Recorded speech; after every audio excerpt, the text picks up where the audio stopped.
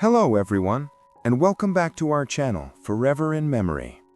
In this video, we'll be honoring American celebrities who have passed away today and in recent days, along with other notable figures from around the world.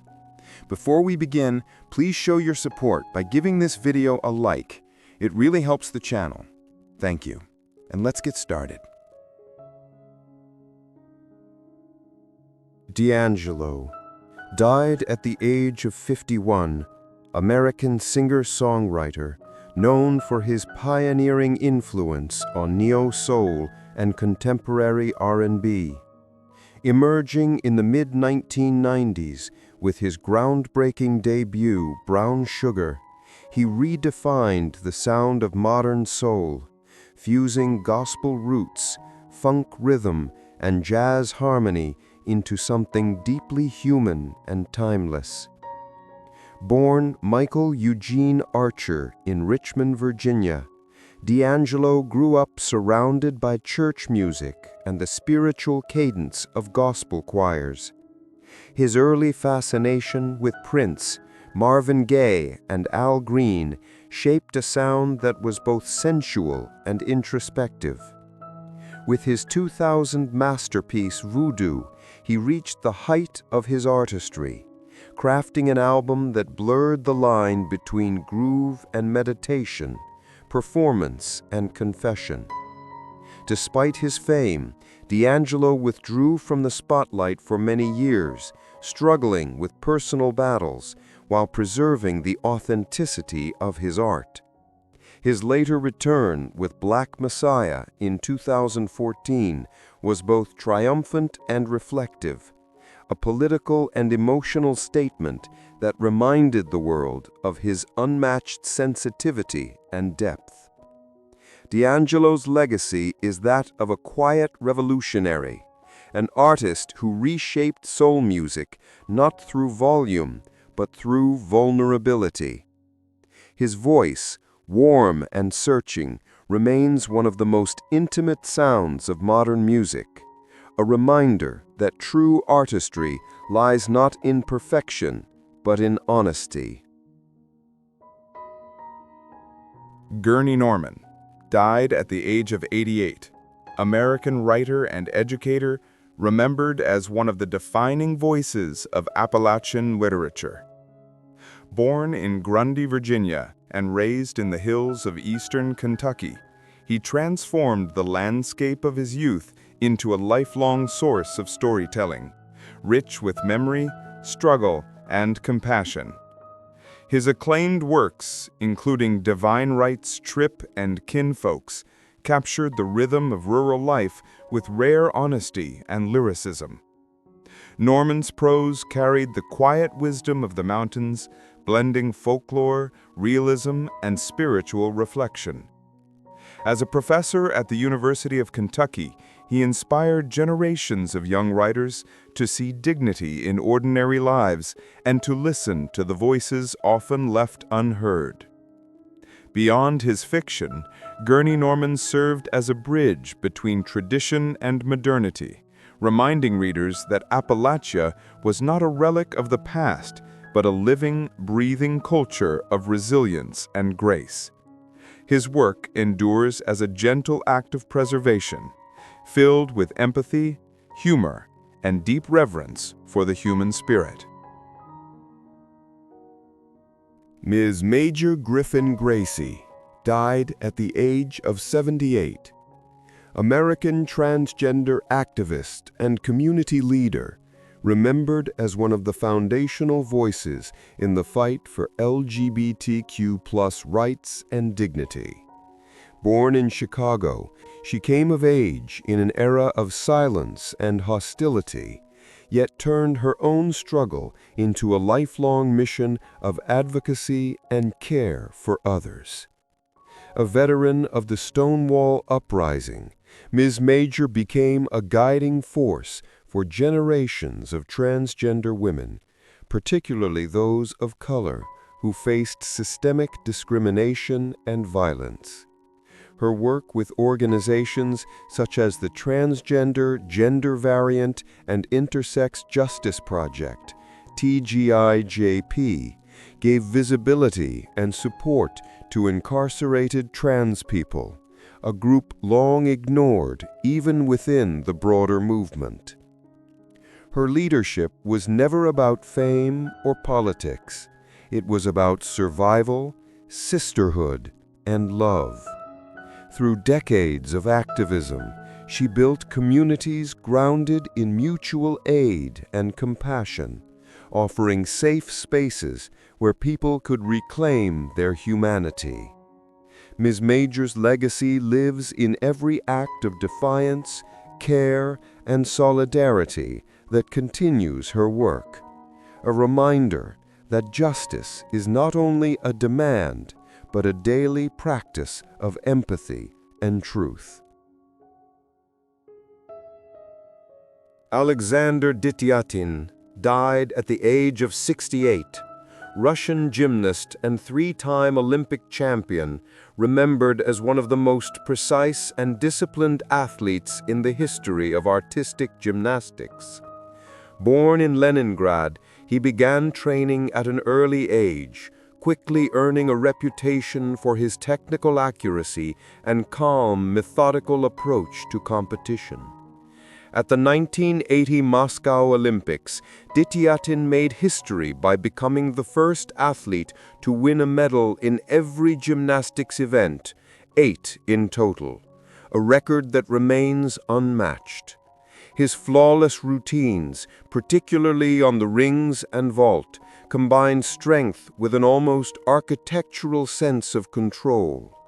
Beyond medals, his performances defined an era of Soviet excellence built on rigor, focus, and composure under immense pressure. After retiring from competition, Dityatin dedicated himself to coaching and sports education, passing his knowledge and discipline to a new generation of gymnasts. His name remains synonymous with perfectionism and integrity, a symbol of how dedication and inner balance can turn athletic mastery into enduring art. Tony Caunter died at the age of 88, English actor, remembered for his steady presence on British television and his long, distinguished career on stage and screen. Born in Birmingham, he trained at the London Academy of Music and Dramatic Art, developing a craft grounded in precision and empathy. Over the decades, Caunter appeared in some of Britain's most beloved series, including EastEnders, where his portrayal of Roy Evans made him a familiar and trusted face to millions of viewers. He was also known for his work in Z-Cars, Doctor Who, and numerous theater productions, where his professionalism and quiet authority earned the respect of colleagues and audiences alike. Beyond fame or celebrity, Tony Caunter embodied the virtues of a true character actor, reliable, disciplined, and deeply human in every performance. His career reflected a lifelong devotion to storytelling, and his work continues to resonate as a testament to the enduring power of craft and humility in British acting. Nasser Tagvai died at the age of 84, Iranian film director and screenwriter, remembered as one of the central figures of Iran's new wave cinema. Born in Abadan, a port city shaped by oil and industry, he drew much of his inspiration from the working-class lives and coastal landscapes of southern Iran. His films reflected both the poetry and the hardship of ordinary existence, stories told with quiet realism, deep empathy, and visual restraint. Tagvai's early works, including Tranquility in the Presence of Others and Captain Khorshid, marked a turning point in Iranian cinema, introducing a literary and humanist sensibility that broke from convention. He combined social observation with moral introspection, revealing the dignity of people caught between tradition and change. Throughout his career, he resisted commercial formulas, staying true to his vision even in times of censorship and limitation. His influence extended far beyond his own filmography, shaping generations of Iranian directors who saw in his work a model of artistic integrity and courage. Nasser Tagvai leaves behind not only a body of remarkable films, but also a philosophy of cinema, one that believed in honesty, compassion, and the enduring strength of human spirit. Jeff Bridges was born in Los Angeles in 1949 into a family where cinema was not a distant dream, but part of everyday life. His father, Lloyd Bridges, was already a well-known actor. His mother, Dorothy, a poet and writer with a quiet strength that balanced the family's creative energy. The house in which Jeff grew up was filled with scripts, laughter, and late-night conversations about art, craft, and the strange world of performance. For the Bridges family, film was not just work, it was language, rhythm, a way of seeing the world. From an early age, Jeff absorbed this atmosphere. He spent his childhood on studio sets, wandering between cameras, lights, and director's chairs, observing his father at work. These were not just family visits, they were lessons in discipline and patience. He saw how a single line could be delivered in a dozen ways, how silence could speak more powerfully than words, and how true professionalism was built on respect. Respect for colleagues, for the audience, and for the story itself. The Bridges home, however, was not one of pressure or expectation. Lloyd and Dorothy raised their children with freedom to explore, to question, to fail. Jeff learned early that art is not about perfection, but about honesty. He was encouraged to paint, to play music, to try photography, to read widely. His older brother, Beau, also followed their father into acting, and together they grew up in an environment where competition gave way to collaboration, and where curiosity was the family's main tradition. In high school, Jeff began to show interest not only in performance, but in the technical side of cinema, the camera, editing, sound. He was fascinated by how stories came together, how rhythm and emotion were created in the cutting room. He was also a talented musician, spending long nights with a guitar, finding in music the same emotional truth that he would later search for in acting. When he enlisted in the Coast Guard Reserve after school, it was not a rebellion against the family legacy, but an extension of his search for self. He learned discipline, teamwork, and humility, lessons that would later shape his presence both on and off screen. Those years gave him distance from Hollywood and a clearer understanding of his own identity beyond the Bridges name.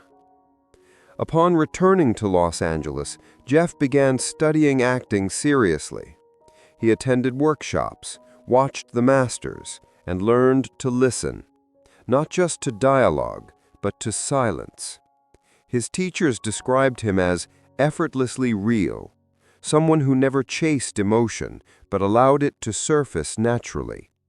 That authenticity would become his signature. In his early 20s, Jeff began appearing in small film and television roles, often understated, but always memorable. Casting directors noticed something rare. He didn't perform characters, he inhabited them. His gestures were unhurried, his eyes alive with thought, his voice carrying the calm weight of sincerity.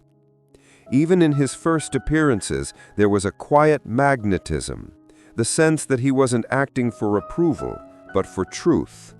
As the 1970s unfolded, Jeff Bridges' career began to mature in rhythm with the changing heartbeat of American cinema. It was an era that prized realism and vulnerability, and Bridges, with his quiet sincerity and lack of theatrical ego, fit naturally into its landscape. He was part of a new generation of actors who seemed to live their roles rather than perform them. Men whose gestures were subtle, whose silences carried weight. After The Last Picture Show brought him national attention, Bridges became known for his uncanny ability to disappear into any character without losing his own center. He followed that success with Fat City, 1972, a raw, unvarnished story of broken boxers and faded dreams. His portrayal of a young fighter teetering between ambition and defeat revealed a sensitivity that defied Hollywood's expectations of masculinity. Directors noticed. Critics wrote of him as an actor with the calm of a poet and the instincts of a working man. Through the mid-1970s, Bridges continued to make deliberate, unconventional choices. He refused to be typecast, moving easily from intimate dramas to philosophical adventures. In Thunderbolt and Lightfoot, 1974, alongside Clint Eastwood, he combined humor and melancholy in a way that made audiences laugh one moment and ache the next. His nomination for Best Supporting Actor confirmed what colleagues already knew. Jeff Bridges didn't chase roles for fame. He followed the pulse of truth inside them. Away from the screen, Bridges led a life remarkably free of Hollywood artifice. He painted, wrote music, and carried his camera everywhere, capturing quiet details of the world around him. Photography for him was not a hobby, but a way to remain present, a discipline of observation that deepened his acting. He once said that the lens reminded him to pay attention to what's actually happening, not what I expect to happen. That philosophy would come to define his entire craft. As he entered the 1980s, Bridges began to balance the momentum of his career with an expanding sense of identity. He took roles that explored the tension between dream and disillusionment, the lost idealism of post-war America and the uncertainty of modern life. Films like Cutter's Way and Starman, 1984, revealed an artist unafraid of vulnerability. In Starman, playing an alien learning to be human, he brought tenderness and humor to a story that could have easily collapsed under its own sentimentality. Instead, he turned it into a meditation on empathy, a reminder that connection is both fragile and essential. During these years, Bridges began to develop a reputation not only for his artistry, but for his professionalism. Directors spoke of his quiet preparation, his generosity on set, and his habit of creating an atmosphere of calm concentration. He was known for arriving early, staying late, and never letting vanity interfere with the work. To him, filmmaking was not about hierarchy or stardom. It was a collective act of storytelling. Yet behind his composure, there was a restless curiosity. Bridges didn't see acting as an end in itself, but as a lifelong apprenticeship. He read widely, philosophy, poetry, Zen, searching for ways to align his inner life with his creative one. Meditation became part of his daily routine. He once described acting as a form of meditation in motion, a process of surrender rather than control. That approach gave his performances a grounded stillness that audiences could feel even when he was barely speaking. It was also during this period that his personal life deepened. In 1977, while filming Rancho Deluxe in Montana, he met Susan Geston, a waitress working near the set. Their connection was immediate, not dramatic, but steady, built on mutual respect and quiet affection. They married soon after and built a family far from the glare of Hollywood's constant spotlight. To Bridges, Family became both refuge and compass, a reminder that the most meaningful roles were the ones lived off-screen. By the end of the 1980s, Jeff Bridges had become one of the actors of his generation to balance consistent critical acclaim with personal integrity. His body of work already displayed astonishing range, from drifters and dreamers to men of conscience and complexity. Yet through it all, one quality remained unchanged: authenticity. In every frame, he appeared utterly present, as if the camera had stumbled upon a real person rather than a performance. This was the foundation of what would become his defining trait: a capacity to dissolve the barrier between fiction and reality. Jeff Bridges didn't just portray life, he inhabited it. And as the next decades would show, that rare ability would carry him through transformations that few actors in modern cinema have achieved. From the promising son of an actor to one of the most quietly powerful storytellers in film history. As the 1990s arrived, Jeff Bridges entered the mature stage of his career with a sense of quiet assurance. He was no longer the rising star of American cinema, but a fully realized artist whose very presence could anchor a film.